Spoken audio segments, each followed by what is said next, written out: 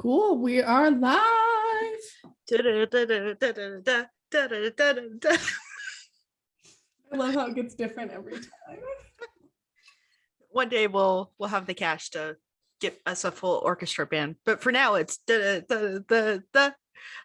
When things get hard and you don't think you can take it anymore, I'm Emmy, aka the birth wizard. And I'm Alex Barr, Doula. Here to remind you to breathe. And here we also talk about uncomfortable surges to get you through and help you open up about tough topics. This week we're doing a meme review. We're just going to react to some memes because it's a very special episode. It's a very special episode where both of us are at a birth, or one of us is at birth. But someone couldn't make it because a baby was coming.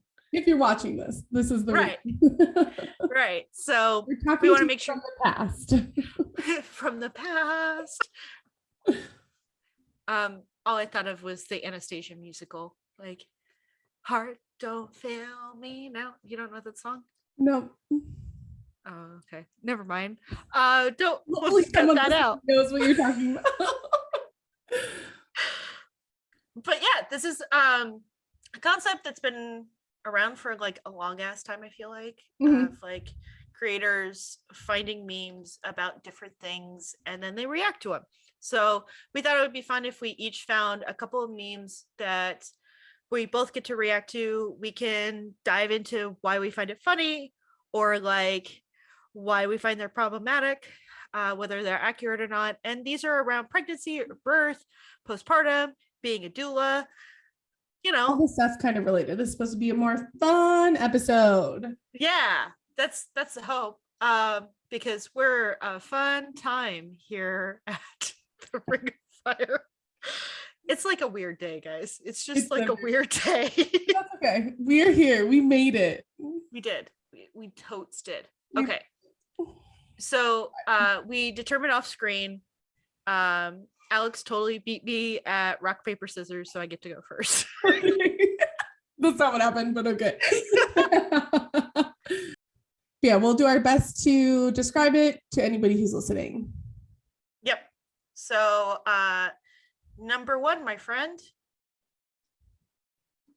So this is an e-card, your e-card kind of style meme, which is that like old-timey like illustration of people, and it's a woman holding a baby with her family standing next to her, and it said, "Laboring on my back feels so much better, said no one ever." And I just cracked up at it because it's something that I've watched recently. I want to know your thoughts though, Miss Alex, when you see this. I should also shout out Peachy Keen Birth is the one who came up with this one. Like we'll give them credit. My one reaction to this is it's funny, and we know that labor on your back is not better. But my other reaction is that I have already had a few people who seemed like really excited to lay down. Like they like really wanted to labor on their backs. And I don't know if that's because people saw it on TV or movies or whatever, but I'll be curious to see what you have to say about it, because I tend to like tell people like, oh, you can, labor in different positions. You can push in different positions, but people are like, they usually end up on their back, especially if they're in hospitals. I'm curious because of you saying this. Did they have a medicated birth? Did they have an epidural in or anything? Or was this unmedicated? The ones I'm talking about are unmedicated. Yeah. The ones I've had with epidurals is you kind of have to be on your back. Not necessarily be kind of move a lot, but it is like it seems like once people get an epidural, they're very like, okay, now I'm gonna rest. Right, for sure. It forces you to rest. Yeah. And so there's a lot of encouraging that needs to happen to get them to move and to move them and stuff like that. But I find that even with my unmedicated births and even some of my birth center births, people want to lay down on their backs. And I think that's interesting because is that what feels best, or is that what you think you should be doing? You know, that kind of thing. It is fascinating. So I found this so funny because being someone who's had pretty difficult labors, I pretty much refused each time to lay down. Like I did not want to labor on my back. I didn't like, I felt so much better when I was upright or on all fours. That was like usually my mode. The only time I would labor on my back was when I was having some sort of check being done or something needed to be done where like access was needed. Yeah. Right. So even with my epidural vaginal birth, I ended up birthing in a upright position. So Yeah. much to the chagrin of that particular OB, who was like, you shouldn't be doing this. Like, but yeah, I think it's really funny because like, this feels like a duh and like an obvious, but I like to point out the fact that, kind of to your point, I have had quite a few clients who end up laboring on their back, and usually they labor on their back to ease provider, and also they tend to be first time pushers. And I think it's important. They're not first time birthers that I usually work with. They're first time pushers a lot of times. And so I think there's that trepidation and that like, am I going to do it right? Well, like, yeah. am I going to upset my provider? I hear a lot of like, can I do this? Can I right. Is this the right position? And right. I usually default to like, it's the right position if you feel like it's the right position, but right. it's like an interesting thing that For sure. people end up in that position. When I didn't have my epidural like long enough to change positions. No. So, I got a nap with my both of my epidurals. I got a 20-minute nap and then a sprint to the OR and then a walk back, a stroll back to the labor and delivery, and then maybe like another 30 minutes of rest before I was pushing. Wow. So very fast. Yeah, definitely. So yeah, I thought this would be a fun one to start it out with, because these will progressively, unfortunately or fortunately, get more serial where we can dive in deeper. I just thought it was kind of funny, especially with it being e-cards. Like there's something very funny about when people pair really like obvious jokes with these like dated illustrations. So well, and it's obvious to us, but is it obvious to like the normal person? Oh, for sure. You know? And this feels like something it's seen right here, some sort of birth worker would create or pass along and not realize that the birther would read this and be like, I don't get it. Yeah, that was my thought on it. Yeah. Like all of us birthers, yeah, duh. And like the birthers reading it like, but it did kind of feel nice to like lay down. And we're like, oh, could I have not laid down? I don't know. Right, exactly. All right. I'm going to show you my second one. You ready? This one will really be able to dive into because I have lots of opinions on it. All right. This one's from Day Spring Doula, the most happy day of your life. And it's a comparable of your wedding day to your birthing day. So venue on average is $10,710. A hospital birth for a normal birth. I'm just gonna read through. I can't react to that. $8,760. By the way, $61. Average for a C-section is $15,444. A planner for a wedding day is $1,460. Birth support is $750 average for a doula, $225 for the childbirth education course that this particular doula is advertising for. So right at about $1,000. Wedding photography is $2,490, and birth photography is $350. Okay. I'm so glad you picked this one. This is so bad. Do you know where this person's located? I do not. No, I could possibly look it up. I was just curious because first of all, $750 for a doula is low. Yeah. Second of all, the same with birth photography, I guess. I don't know, because I guess people, unless you're doing an add-on. Yeah, maybe if it's an add-on, I could see it being that price.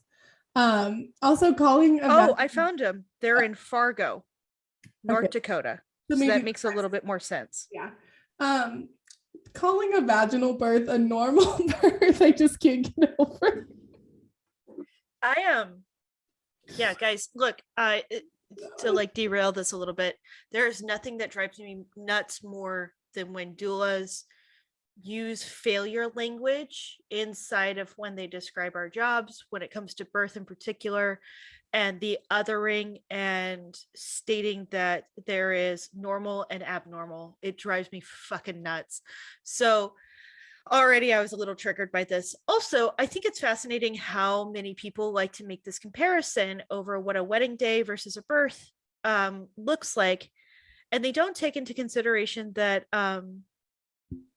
not everyone's wedding is this. Yeah. It's not this. But I will give it to this person. A lot of people's bills that they will receive is still that from the hospital. Yes.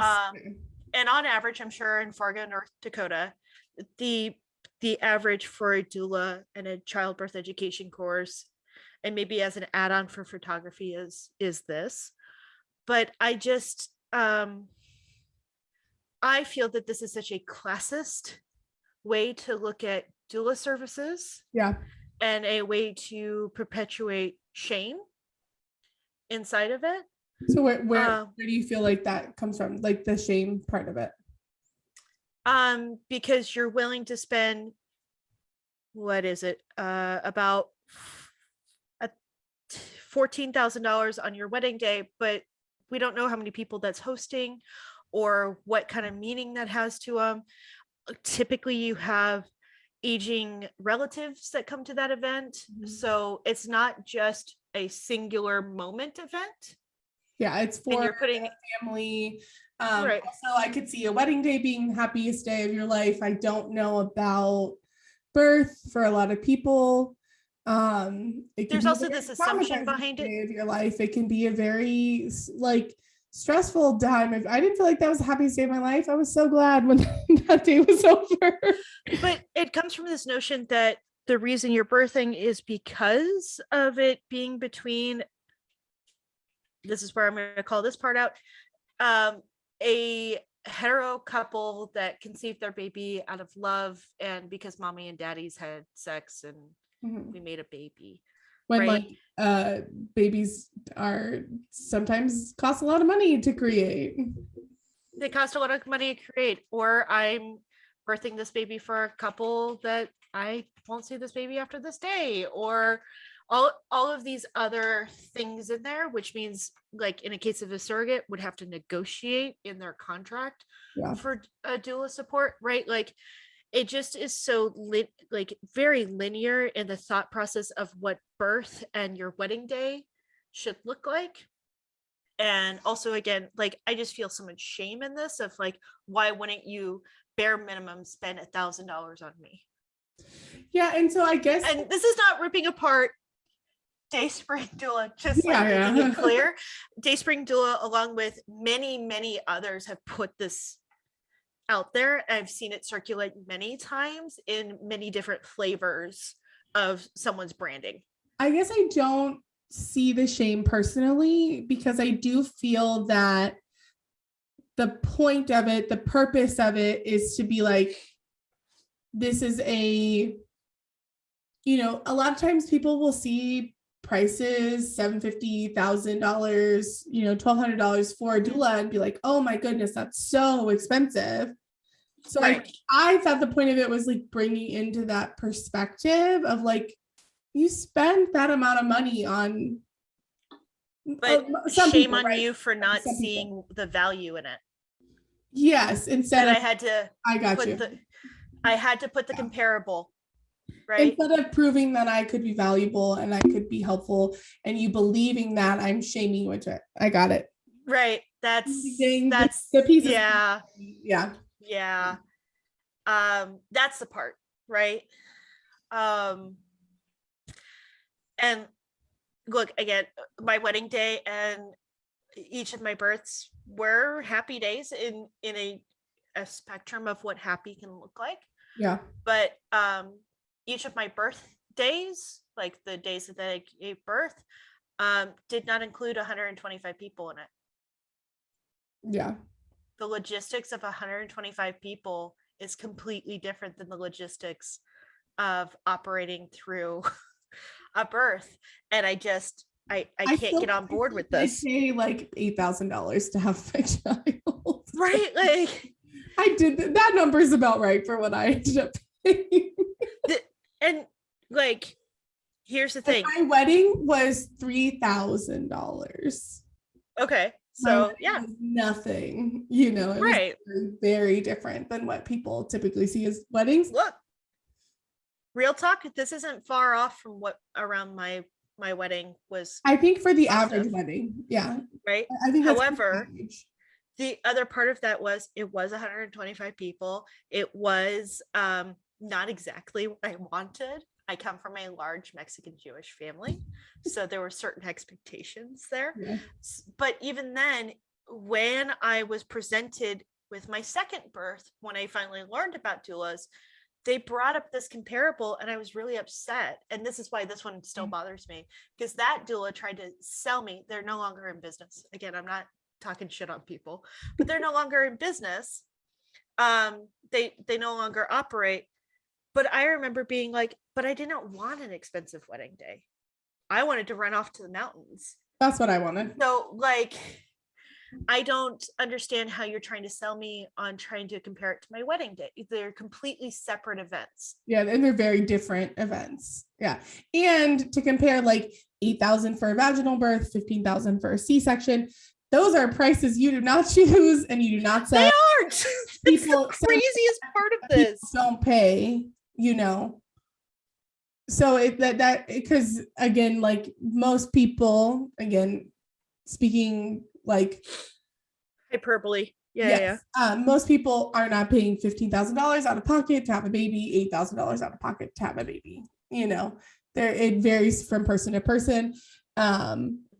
Insurance to insurance and what's going on there. Yeah. But I'm glad you pointed out like the shame side of it, because I guess I didn't think about it that way. And I don't want to like get down on anyone trying to use this as the sales tactic. I just think a better one, if you want to sell doulas, is more like, hey, so you know how you could go like skydiving? Sometimes you can do several jumps to be able to skydive by yourself, or you can have an instructor strapped to you each time and you get just as awesome of an experience. Mm-hmm. Like that's, I think, an easier one. Like there's so many other comparisons that we could do. Yeah, and that kind of lends to like the guide type, right? Rather than like saving the day or changing the outcome, as some other doulas like to put themselves. I mean, this one at least doesn't go down that path. But yeah, there's plenty of them out there of you hire the doula, you'll save the $8,000 on your C-section. Yeah. Which like that's not how it goes down. No. Nope, not how it works. And I do believe that this comes from a genuine place, like, and I think it just comes from a very particular mindset of hetero cis and like mommies and daddies make babies that they want to love on, right? Like, and that people are married or people have, because again, we were at a point, there's no way we would have ever been able to pay a $14,000 wedding, like in our family. So it's like everything that we paid for our birth was very planned out, payment planned. Like, so even this comparison, I'd be like, okay, I didn't do that for my wedding. We paid $3,000 for a wedding and we were still paying it off till like last March. Like, it's still like this is a non-issue for me, because I'd be like, well, I've never spent $14,000 on anything. So, so everything that I wanted for my birth, we literally paid out of pocket. Like, I was working like till I was 38 weeks. So it was like everything that we wanted, we had to really like plan out for and pay for. And it wasn't so like $750 was a lot, it's still a lot, but it was a lot at that time, so all the stuff we paid for was very strategic and planned. And it wasn't just like, oh yeah, compared to a wedding, all right, here's $750, here's $1,000, here, that kind of thing. Like, it feels like again, not everybody has that type of wedding. They do not. And it also is the assumption that you value a wedding at 14 grand. Yeah. So even if I had the means to do it, that wasn't where I placed value. And you can hear it off of how I described my wedding day. It wasn't for me. It was for your family. It was for my family. My births were more for me. Yeah. But I didn't invest it in the doula or the childbirth education. I invested it in my chiropractic care, which is a part that no one likes to talk about. That's monies. In yoga that I was doing, in acupuncture that I was doing, in all of that other side care, along with doing out-of-pocket midwifery care, which like adds up. That's what that money went towards. Yeah. And that was out of pocket for us. Our wedding was paid for by somebody else. Yeah. Well, and that brings up a whole other point about what has to be out of pocket and what is not covered at all. And midwifery care falls into that, chiropractic care falls into that, all of the extra stuff falls into that as well. So for a doula to be like, well, it's just, X amount of dollars, it's like, okay, but what if I've literally spent everything else I have? Right, exactly. And so that's, and again, this is nothing against Dayspring Doula. I'm sure they're lovely. Yeah. And I'm sure they've created this in the hope to show off the value of doulas, which, like, bravo, but it's just one that I see passed around a lot, and I just cringe when I see these. I really cringe. The one that I saw that I thought was better was talking about how people remember their births, but they don't necessarily remember their wedding days when they're old, and that kind of thing. And that I thought was a better, like, okay, maybe it is worth it to invest in a birth and invest in a doula and or things that you think will make your birth better. Right. Like, it's funny you say that, because that is one of the things, like, I'm gonna let you guys in on my sales pitch, that I do bring up, that there was a study done, excuse the gendered language, but it was used in the study. Women who birthed remembered their birth even after dementia set in. That was it. Yep. So it's a sales pitch that I do of like, look, not only are you going to remember this, when you remember nothing else, you will be able to tell this story. Yeah. So it should be a story you're excited to tell the rest of your life. Yeah. Right. And I feel that that's probably the way that a lot of like wedding vendors probably sell their services as well. Like, this is the one time you're going to do this. Maybe not, but like, make it great. Yeah. Like, make it great. And I remember a wedding photographer in particular, ours was like, this is how you end up remembering your wedding day. So much of it is a blur, and you're not able to be in every corner of the room to see like grandparents talking or like your friends dancing or whatever. And you've put on such a fabulous party, you should be able to have like a picture of every one of that. Yeah. So it's like it's capturing chaos, which like birth photographers do, but they're doing in a singular spot with two individuals that they're capturing. Maybe three, right? Yeah. But we're not talking again about at my wedding 125 people. Yeah.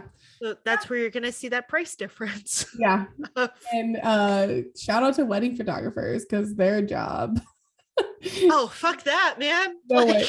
That has to be so, that's a whole, like you said, a whole different ball game from like birth photography and like right. a single room. Yeah, exactly. Like, and they're also serving roles like making sure people stay on time and move through just the logistical part. Anyway, this is that meme. I've seen it passed around in many variations, so I had to talk to somebody about it. That's why I feel like half of the podcast has been so far. I just really needed to talk to someone about it. And so now I really need to talk to Emmy about this. Right. Dayspring Doula, I think you're lovely. You and I can talk about different language that we can use around birthing, such as a vaginal birth or a cesarean birth. C-section, you section fruit, you don't section a human. So let's drop that one away too. Love it. Thanks, guys. My little PSA. All right. I'm going to ask you, do you want the one that will make you laugh, or do you want the one that's going to bum you out? All right, let's end with a laugh. So let's do bum now. All right, let's bum you out. Hey guys, we're back to e-cards with our lovely Miss Alex has read it now, but it's got some cute little illustrations of a older looking like nurse from the 1950s kind of illustration along with the doctor, and it says, yes, we do make bets on when your doula will leave. Your birth plan goes out the window and you'll be begging for an epidural. Happy Nurses Week.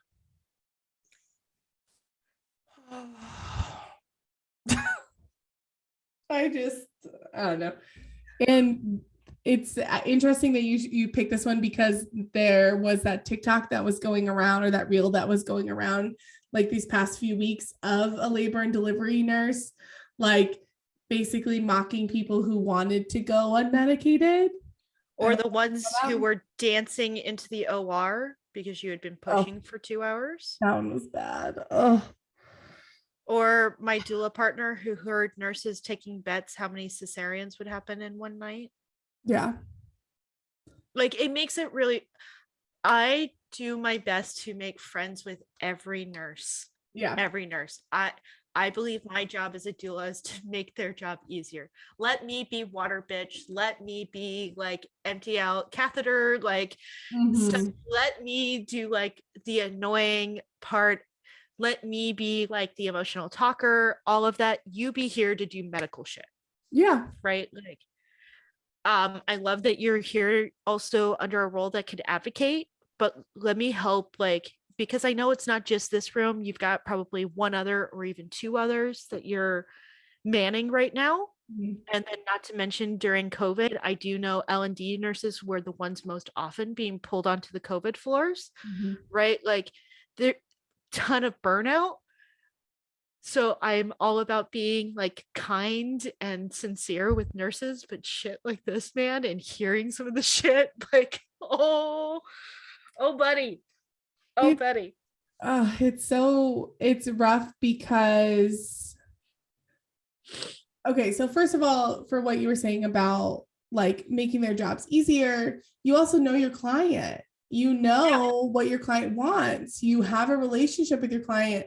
And I've even heard doulas talk about, nurses doing exactly what their client didn't want, but like, because they think they know what's best for all these situations. Right. I think they know when the client needs a certain type of support, or they need, breathing techniques, or they need a more stern moment or whatever, but they don't know the clients more like deeply. You just met this person and you're going to leave in 12 hours. And so it's very interesting that it's like, I know better than you. And then I know better than the doula who, if I'm the nurse, that I know better than the doula who has a relationship with this client, or I know better than the partner who has a literal relationship with the partner. Like possibly made a baby with them or helped them pay for this baby. And so that's what I find very interesting. And I don't know, this does bum me out. It really does. Sorry. Because it does feel like at every turn you're kind of fighting this culture of ultra medicalized birth, right? Yeah. It really feels like that is the, like, you see it in the nurses, you see it in the doctors, you see it in some of the doulas, you see it in, like, it just seems like there's so much work to be done. And then I also feel like this comes from like they're numb. What's the word? Like they're so like they're not like I'm trying to think of the word I'm thinking of, but they're like not like they're not seeing this as an individual person. They're like, well, most of the people I see throughout the birth plans or get epidurals or are just fine if we do X, Y, and Z and we follow the same path every single time. I feel like they aren't looking at people as individual people. Yeah, they've lost some sense of humanity in there. Yes.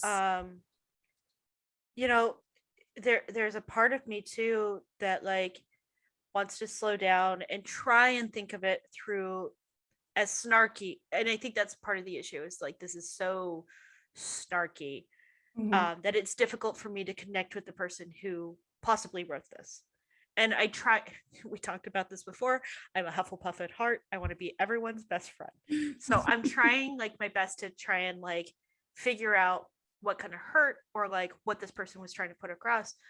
And what I feel from this is disappointment, right? Like bets on when your doula is going to leave. Doulas are leaving so often during these births and abandoning people that they're taking bets. It's so frequent. Yeah. Which I did not know was a thing. Unfortunately, I've known of quite a few cases of this. And again, I'm not here to talk shit, but like I've seen this happen in particular when an individual needs an epidural. Somebody will outie because they're like, you don't need me anymore. Or they'll be there, but they'll mentally check out because you have an epidural. No, they like literally leave. Well, I know, but also the other alternative is yeah, do that as well. Yeah. How often are these birthers coming in with essentially, we'll call it like it is, dreams? Yes. Yeah, and an unrealistic expectation of what a birth plan is, and the fact that it's called a birth plan, right, is a whole other topic that we can talk about for probably an entire episode. Oh, noted. That needs to be its own episode. Okay. And then lastly, you'll beg for an epidural. You know, you and I have talked about in the past haunting. And I wonder if sometimes they get haunted by the begging, because that's a word they use, beg. Yeah. For an epidural. And they see so many people. Yes. And it is hard to see people in pain. It is. It's especially people you don't know, or this is your first interaction. There's no real way for you to understand, like you said, this is their first time meeting them. They're going to be out of here in 12 hours. I don't even know how to comfort you. Like I literally don't know you from Adam. So like,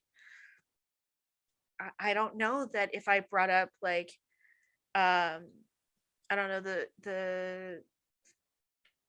the Star Wars quote of never tell me the odds, like you would laugh and you would like keep going, right? Like Or do I you know want more nothing. information? Or do you want to know like what Right. every step of the way, or do you not want to know? Or yeah. Right. Exactly. So on that side of it, as like disappointed as I am reading this, because I really do strive for every nurse to be my best friend while I'm there, and like typically they are. Every time I show up to a hospital I've already been at, I'll see nurses that I've seen before, and they'll be like, "Oh my god, you came back!" Like That's so they're cute. so Yeah. excited. I think it also helps that I go by a name like Birth Wizard, and I always wear the same jumpsuit Yeah. like situation when I go to births. So You're you like know, very memorable. right, exactly. But like I'm trying to think of it that way. How much haunting is going on to be able to make a joke that's so snarky. And unfortunately, doulas are a part of the joke. Yeah. And how can I help as a doula, a part of the community, make sure to bridge those gaps so that way that snark isn't there? Yeah. And I guess I've never thought about that way because it really does feel like I don't know. I haven't had great experiences with nurses. I am always Oh, I've so had some real crap I ones too. Like I'm not not all of them have been awesome, yeah. right? I'm always so nice, but it always feels like I'm the like other in the room. Like the hospital births I've been to have been very like I'm like always super nice. I try to put on the best face of it, but it's definitely like seems like I shouldn't be there kind of feeling. Um, but I don't know. I think that there is like a lot of like secondary trauma and a lot of probably things that they're experiencing when they don't see these people as individuals, you know? And that is really the thing that sticks out to me is that like, well, we've seen so many doulas leave that we're assuming your doula is going to leave. We've Yep. seen so many people not be able to follow their birth plan.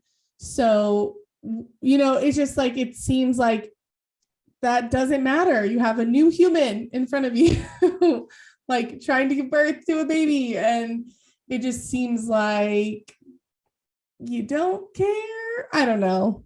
I don't Yeah. know. This one gets me, all of this stuff gets me, especially the nurses, because I think so highly of nurses. Nurses literally do so much of the work and so much of like the patient care that it's Yes. like, you should give a shit. You should want to get to know what that person wants if you're able to, or you should be able to leave it to the people who like the doulas or the partners who will know what that person wants kind of thing. And that's why I do wonder if some of that comes from the like disliking of doulas and things like that comes from that was traditionally their role to support, and now that's kind of shifted. That's interesting. Have you ever read the book Witches, Midwives, and Nurses? No, but I you told me about it, so it's on my Okay. list.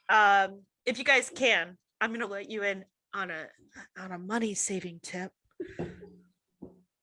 Witches, Midwives, and Nurses it's a very short book. It's pretty difficult to get your hands on, all about the shift of people who identify as women out of medical spaces, and how witchcraft was originally like apothecary and mending to people of their ailments, which was like, low key medicine work.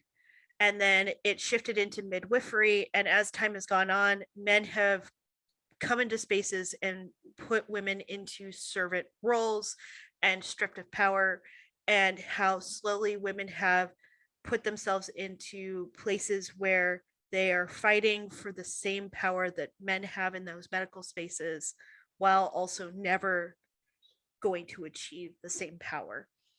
And I think it's fascinating when you read it and realizing that nurses have put themselves in a really rough spot. They hold a ton of power over those patients, but they have no power when it comes inside of their hierarchy. Yeah. And again, going back to the snark of this is the only power this nurse may have. Yeah. And I think in Babies Are Not Pizzas, that book, Yeah. she also talks about like the hierarchy of it and the culture of it. And it seems like if that's the culture of the hospital you're in or wherever you're working, or the people who've been there longer for you, then it can be really easy to fall into that. Oh, definitely. Well, you know, Completely. it's also reminds me of the joke that like every mean girl from high school went on to get her nursing degree.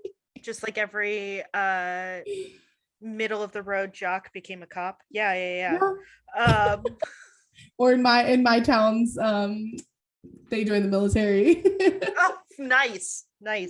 Yeah, it is fascinating, right? And I do think, like, I'm not trying to dogpile on nurses with this. Oh yeah, for sure. Like I said, I feel like they should be the biggest advocates. They see what's going on. They see what works for people and what doesn't. And I feel like they see so many more people than we could ever imagine seeing as doulas. And they spend so much time with them that I feel like they should have a different perspective. But that, you know, I can't make people do things differently, but it just feels like you should have a different perspective if you are in that role. Right, for sure. Anyway, didn't mean to bum you out. I'm gonna go to the funner one. It's the last of my heap. It's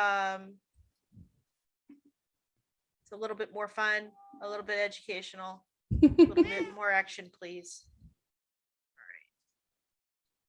All right, we got Dwight from The Office, and your baby is due by 40 weeks. False. The due date, the 40-week due date is not evidence-based. 50% of first-time moms will give birth more than 5 days past their due date. So here we go. Because a ton of memes end up, I think it's well known, having information and then we have to like fact check them and that kind of thing. Yeah. It is in evidence that on average, spontaneous labor, we're not even going with first time or any of that. Spontaneous labor happens most often at 41 weeks and 1 day to 3 days, depending on the study you look at, because there's several stating both. So and is that spontaneous labor? Like it hasn't been induced at all? Correct. Okay. Has not been induced at all. By 41 and 1. Yep. So you're looking at 8 days, right? Yeah. 8 to 10. So it does succinct with this. We're not having to like really tear apart the evidence in that or what it may be. Yeah.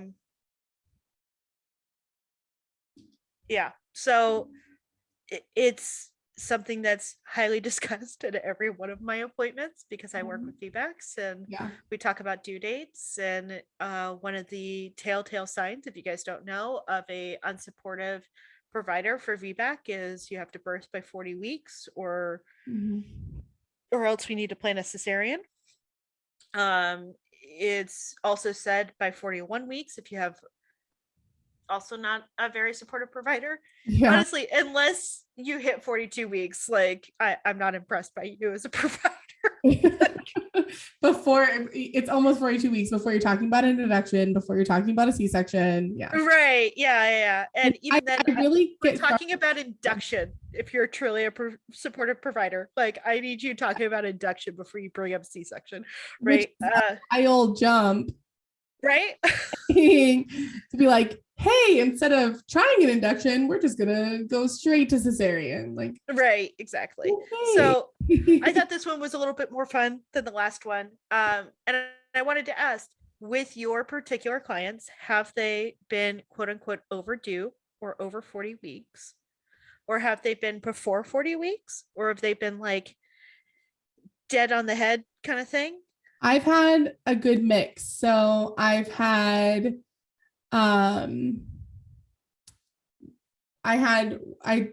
2 clients 2 weeks apart and they went into labor on the same day because one went early and one went late, a week and a few days late, and someone went like a week and a few days early, or before 40 weeks, not early necessarily.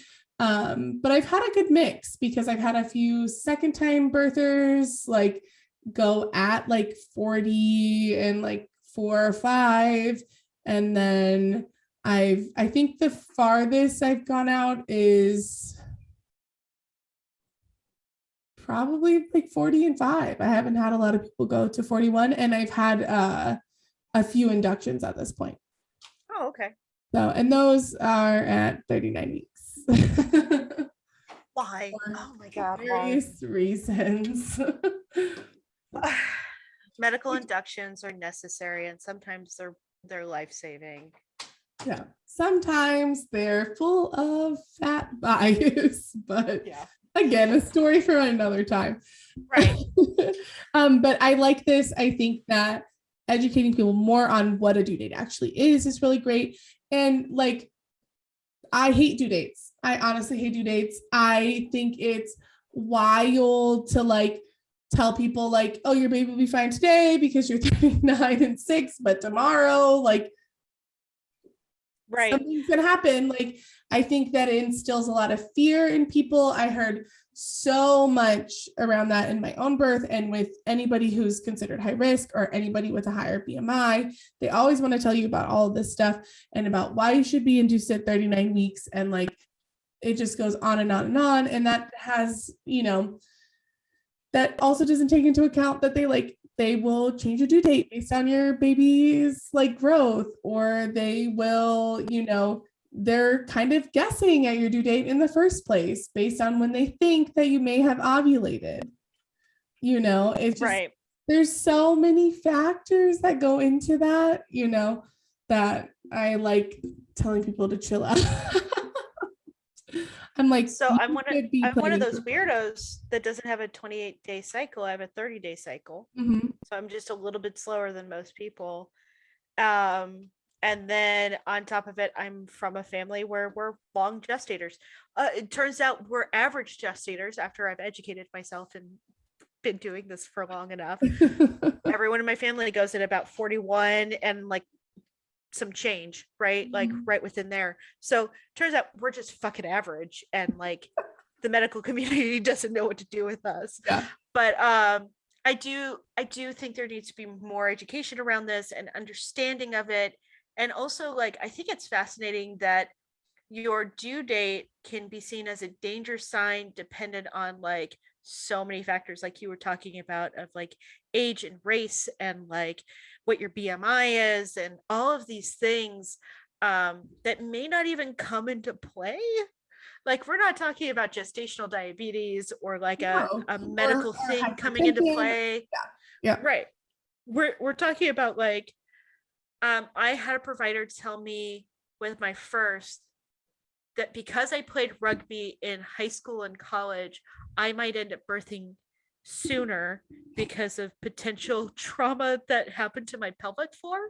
Okay. Because of where I was being tackled. This is something that pisses me off. No provider should be telling anybody that they're going to have their baby early. Unless it is, like you said, for a medical reason. I have had that a couple times where they're like, well, my provider told me that I should go early for whatever reason. Or like, I'm like, they should not have told you that, because you're going to go to 40 weeks and you're going to be so upset because you didn't have your baby at 38 or 39. Yep, exactly. Me personally, when I got pregnant, I had tracked it to within 2 days. I was, nice. We were trying to get pregnant. I knew when I got pregnant. And the lady at the ultrasound, at my first ultrasound, was like, no. You're wrong. And she pushed me forward a week. So she was like, you must have ovulated a week. And I was like, I literally like had the chart and it like whatever, everything was tracked. And so, because my initial due date that I had was like the 2nd, based on when I knew that I had ovulated. And they were like, nope, it's the 10th. The 10th is your due date. And then my kid was born on the 4th.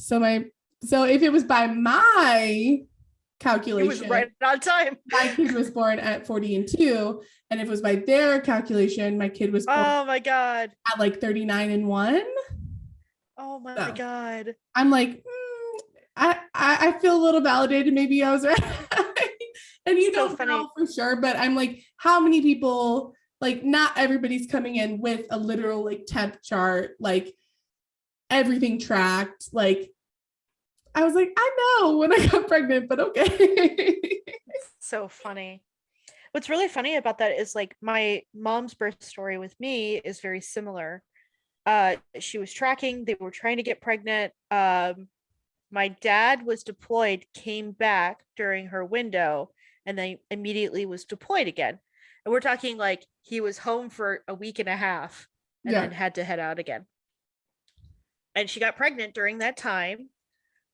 And they let her know that her due date was like in May, and I was born like mid-May. Like I was supposedly due like May 20th or like 26th, somewhere within that range. And I was born June 19th. They started to freak out my mom pretty bad because although she kept being like, no, this is when I got pregnant, all of this, which would have been that 3-week like difference, they counted her as being pregnant for 42 and a day and like gave her castor oil 3 or 4 days straight trying to induce her labor. Oh my gosh. Yeah, my poor mother. So baby was born June 19th. You mean and you? Me, I was born June 19th, and was the epitome of like a baby born right on time.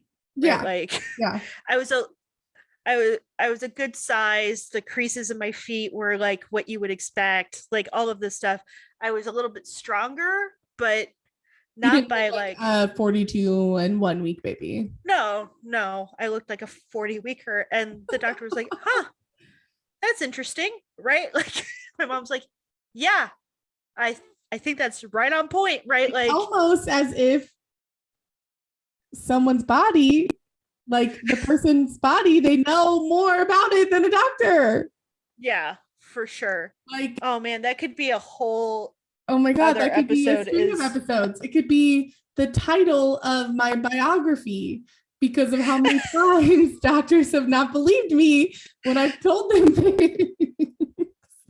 Yeah, and there's also the thing of like we could go over our mom's birth stories with our own and like how we would doula them through it.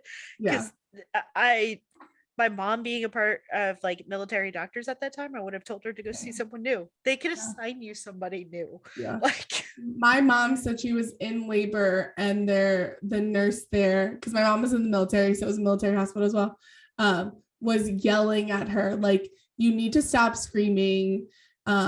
Private Datsun or private bar, you're better than this, blah blah blah, like wow, her, like to stop screaming, and that she went through basic training so this couldn't be too bad. And I was like, what? Wow. I was like, that's terrible. I was like, no. And then she said that because she knew all the people who worked at the hospital, she was really embarrassed, so she, even though her water had broken and her entire lower half was soaking wet, she refused to go through the emergency room and like crazy, made it harder on herself and stuff like that. So that's crazy. The only other thing I can remember vividly from my mom's birth story with me is she talked about she had to get a couple stitches because she tore a little bit. The doctor ended up putting all of his surgical instruments on her stomach. He's like, I can just put these here, right? And she's like, I think you could get a table. I'm not a table. It's like, yeah, but it's like I just find it easier when you're working on a car and you put the stuff on the car. Yeah. Oh my God. He's like, but it's just easier for me to grab from here rather than behind me. I know we still got work to do, but I hear stories from like my mom and my grandma, and I'm like, oh, thank God I was born in this century. Like, thank God, because oh my God, it just it sounds like a whole other freaking world out there. so much, so much. All right. So thank you, Dwight, or growyourbirthbusiness.com is where this one came from. Like, I'm trying to credit all these people because like I think it's important. Obviously the Nurses Week one didn't have anyone's name on it. I Weird. wonder why. Weird. It is always very interesting when you see people post those things that are controversial and then the video is magically taken away or their account no longer exists. Or there's no credit. Well, guys, that was my 4. I hope you guys enjoyed them. What did you think, Alex? I loved them. Right? A little bit of funny, a little bit of education, a little bit of like mine are all educational, so tune in well, next I'm time. so excited to see yours. Say, so. Yeah, next time, guys. Like, so we're gonna do this so that way there's plenty of backup episodes. So we're busy ladies with busy helping people have babies. So hopefully you guys get to hear this other episode a while off. If not, tune in for the next one. I'm sure you guys will see it soon enough. Until then, I'm Emmy, the birth wizard. I'm Alex Bob. We fucking did it! We did it. We said our names. And it's on a bonus episode. Who knows when someone's going to see it. Right. Bye. And this was Ring of Fire. Bye! See you next time.